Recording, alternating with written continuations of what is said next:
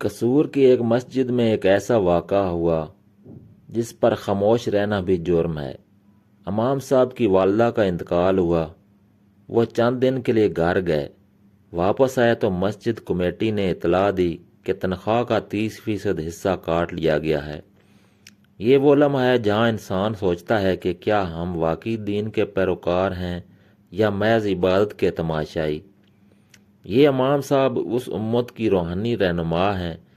مسجد کے ممبر سے ہمیں ایمان کی حرارت دیتے ہیں، ہمارے بچوں کو قرآن پڑھاتے ہیں، ہمارے جنازے پڑھاتے ہیں، نکاح پڑھاتے ہیں اور دن رات دنیا کی خدمت میں لگے رہتے ہیں۔ مگر ان کی اپنی زندگی میں جب آزمائش آتی ہے تو ہم ان سے ہمدردی نہیں، حساب مانگتے ہیں۔ حقیقت یہ ہے کہ ہمارے ائمہ کی تنخواہیں پہلے ہی اتنی قلیل ہیں کہ سن کر شرم آتی ہے۔ بعض جگہ 15-20 ہزار روپے بھی نہیں ملتے۔ اتنی رقم میں تو کسی گھر کا یوٹیلٹی بل بھی پورا نہیں ہوتا۔ یہ وہ طبقہ ہے جو علم دین پڑھ کر آیا، مگر اس علم کی قیمت معاشرے نے اتنی کم کر رکھی کہ ایک مزدور بھی اس سے بہتر زندگی گزار لیتا ہے۔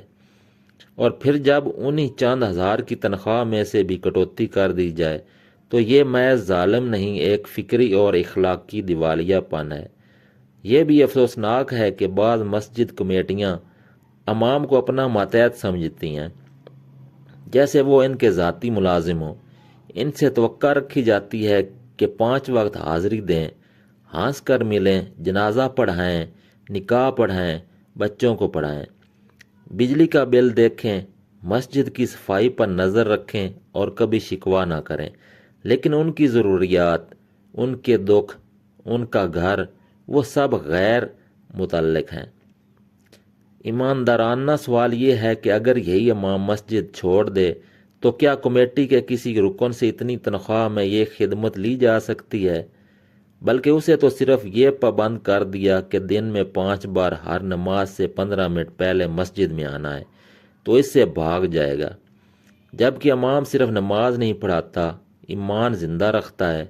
وہ دلوں کو جوڑتا ہے، برائی سے روکتا ہے، دعا کے لمحوں میں ہمیں رب سے جوڑتا ہے، اور ہم نے اس کا مقام وہاں گرا دیا کہ وہ تنخواہ کے مہینے گننے پر مجبور ہو۔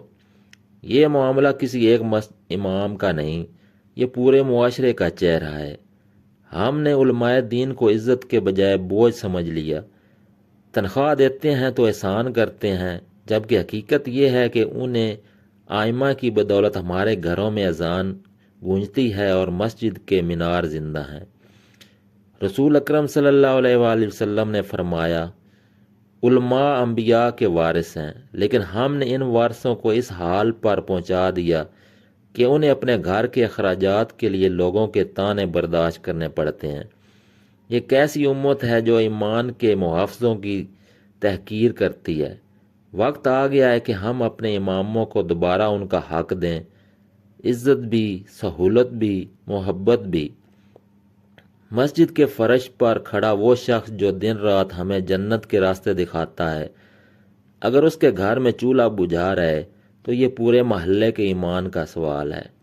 ہمیں یاد رکھنا چاہیے، قومیں تب زوال کا شکار ہوتی ہیں جب وہ اپنے علماء، اساتذہ اور رہنماؤں کی قدر کھو دیتی ہیں۔